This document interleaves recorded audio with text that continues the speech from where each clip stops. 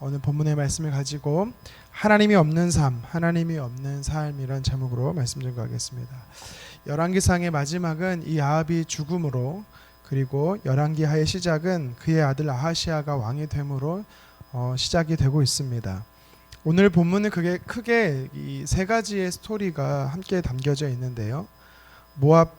모압이 북이스라엘을 배신했다라는 것과, 그리고 아하시아 왕이 이스라엘의 북이스라엘의 여덟 번째 왕인 아하시아가 난간에 떨어져 죽을 병에 들렸다라는 것과, 그리고 이 아하시아가 병을 낫고자 에그론의 신 바알 세부백에 물으러 가는 신탁이 있었다라는 것입니다. 결론적으로 말씀드리면 오늘 본문의 말씀은 하나님이 없는 삶, 다시 말해 하나님을 떠나고 배신하고 하나님을 의지하지 않는 자의 삶이 최후가 무엇인지에 대해서 오늘 성경은 이야기하고 있는 것입니다. 자, 이 사실을 근거로 해서 오늘 성경이 우리에게 도전하는 영적 교훈을 몇 가지 살펴보도록 하겠습니다. 첫 번째는 내가 하나님을 떠나면 내 주변의 것들도 나를 떠난다입니다. 다른 말로 표현하면 내가 하나님을 배신하면 도리어 내가 사람들에게 배신을 당한다라는 거죠. 1절을 보시기 바랍니다. 아합이 죽고 나서 그의 아들 아하시아가 북이스라엘의 왕이 되었습니다. 제일 먼저 어떤 일이 벌어지냐면 사실 이 아하시아의 통치는 2년밖에 되지 않는데 이 2년 동안에 많은 일들이 있습니다. 첫 번째가 이 모압이 이스라엘을 배반했다라는 것입니다. 이스라엘은 이 모압을 가나안 정복 전쟁 다시 점령을 하지 못하다가 다윗 시대가 되어서 점령을 한 땅이 바로 모압입니다. 그 후로부터 계속해서 모압은요, 이 정치적으로 독립을 하지 못하고 이 북이스라엘의 속국처럼 매해 조공을 바치고 있었습니다. 열왕기하 3장 4절에 보면 1년에 새끼 양털 10만 마리와 그리고 순양의 털 10만 마리를 조공으로 바쳤습니다.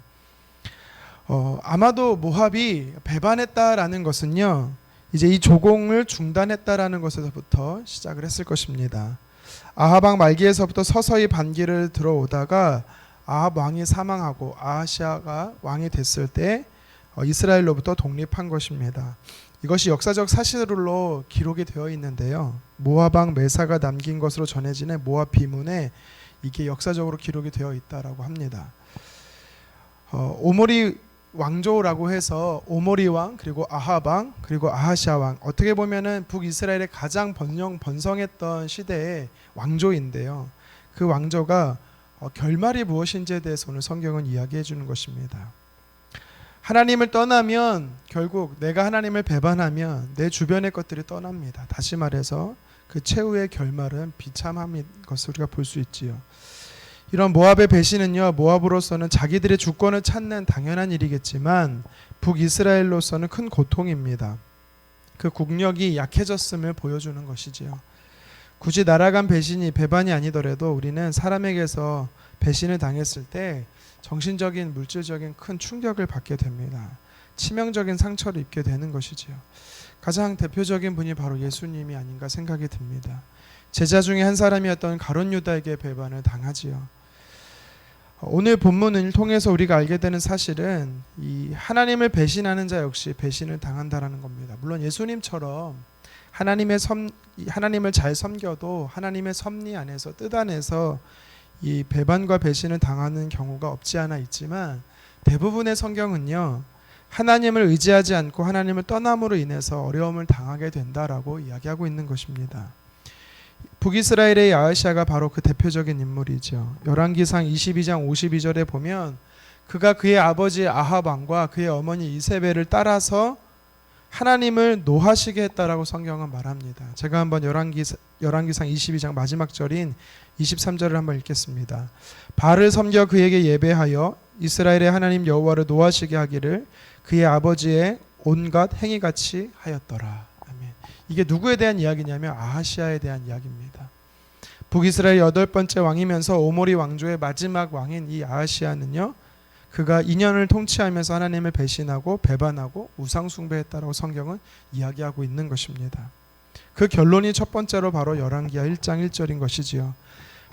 그가 하나님을 떠났더니 하나님께서 그에게서부터 중요한 것들을 빼앗아가는 것을 볼 수가 있습니다. 단순히 소유를 빼앗아갔다라는 것, 그 의미의 이상인 것이지요. 하나님을 배반하는 사람은요 자신도 배반을 당하게 된다는 원리가 오늘 이 성경적 원리를 우리는 유념해야 되는 것입니다.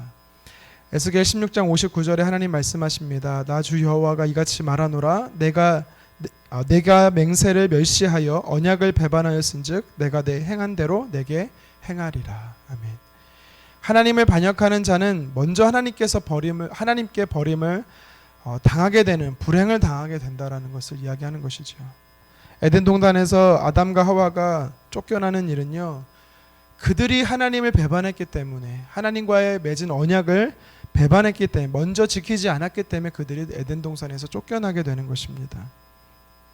호세아 6장 4절에도 똑같이 하나님 말씀하십니다. 내 백성이 지식이 없으므로 망하는도다. 내가 지식을 버렸으니 나도 너를 버려 내 제사장이 되지 못하게 할 것이요 내가 하나님을 율법을 잊었으니 나도 내 자녀들을 잊어버리라. 아멘.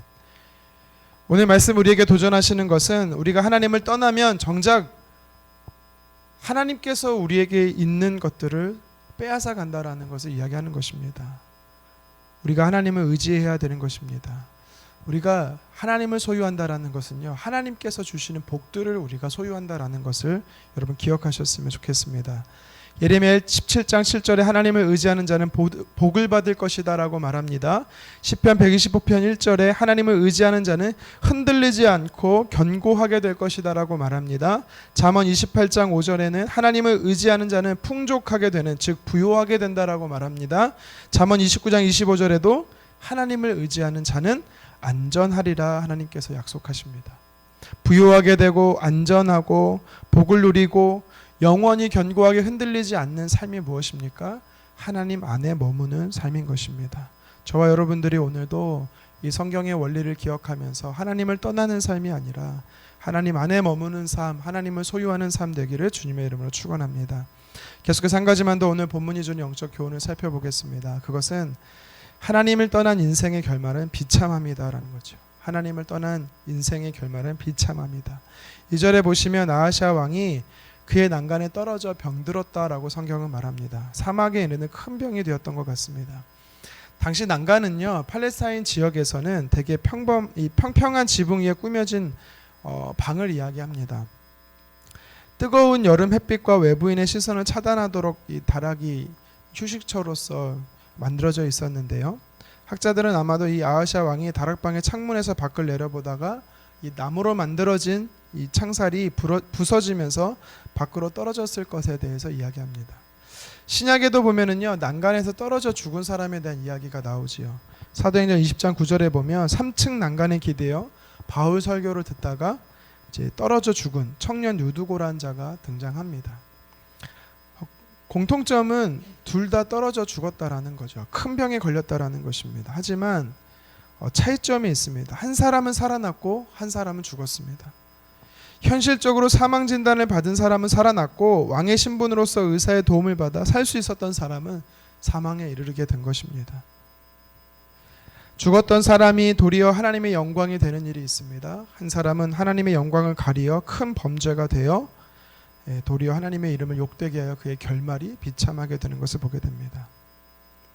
이것은요 아하시아의 모습은 상징성이 있습니다. 그의 교만으로 하나님을 떠난 우상 숭배, 하나님 없이 살아가는 인생, 결국 그를 낮추시는 분이 하나님이다라는 것입니다. 아하시아 왕처럼 마음이 높아진 자들은 반드시 추락하게 되어 있습니다. 다니엘서 4장 바벨론의 느부갓네살 왕의 대표적인 인물인데요. 그가 하루는요 왕궁 지붕을 거닐다가 왕궁 전체를 바라보며 그가 이렇게 말합니다. 이 모든 제국을 내 손으로 세웠다. 그의 교만이 하늘을 찌른 것이죠. 하나님께서는 그것을 용납할 수 없었습니다. 왜이죠? 느부갓네살 왕을 세운 것은 하나님이십니다. 하나님께서 그 사람의 힘과 능력으로 세운 것이 아니라 하나님의 뜻하신 바가 있어 그를 도구로 사용하시기 위해 하나님께서 세우셨던 것입니다. 결과적으로 느부갓네살 왕은 정신병을 얻어 비참한 추락하게 되는 것을 우리는 성경을 통해 볼 수가 있습니다. 아하시아 왕도 마찬가지지요. 하나님을 떠나 스스로 마음이 높아지고 교만하고 하나님을 멸시하는 자를 그 위치에서 낮추시는 분이십니다. 사단도 자기를 높여 하나님처럼 되고자 했을 때 그 결말이 하늘에서 땅으로 떨어지는 결과를 보게 됩니다. 헤롯 아그리파 왕도 마찬가지지요. 말씀을 정리하겠습니다. 잠언 1장 7절은 말합니다. 미련한 자는 지혜와 훈계를 멸시한다라고 말했습니다. 오늘 성경에 등장하는 이 아하시아가 바로 잠언이 말하는 미련한 자입니다. 하나님께서 회개로 이끄시는 소유를 빼앗고 또 돌아오라고 그에게 질병을 주셨지만 그는 깨닫지 못하고 도리어 이방신을 찾는 철저히 하나님을 무시하는 삶을 우리는 말씀을 통해 보게 됩니다. 이와 같은 완악한 자의 결말은 비참함인 것이지요. 저와 여러분들은 아하시아 왕을 타산지석 삼아 하나님을 의지하고 하나님의 말씀에 순종하며 살아가는 저와 여러분 되기를 소망합니다. 하나님의 자녀들은요 철저히 하나님의 종입니다. 무슨 뜻입니까? 내가 가지고 있는 소유, 물질, 심지어 건강, 자녀들 이 모든 것은요 내가 주인이 아니라 하나님이 주인이라는 것입니다. 철저히 이 사실을 망각하지 마시고 하나님을 의존적으로 살아가는 오늘 하루 되기를 주님의 이름으로 축원합니다. 기도하겠습니다.